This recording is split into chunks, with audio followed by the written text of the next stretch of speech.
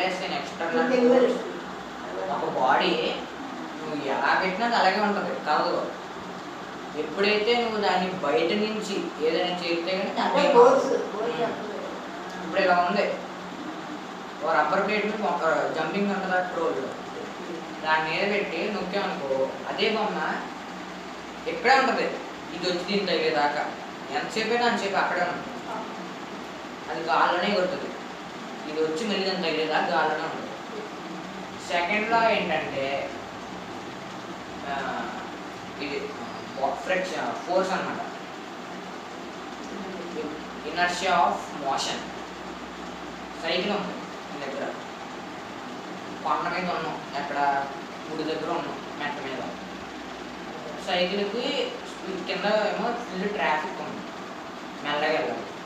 నువ్వు పైన స్పీడ్ దొక్కుంటూ వచ్చేస్తావు,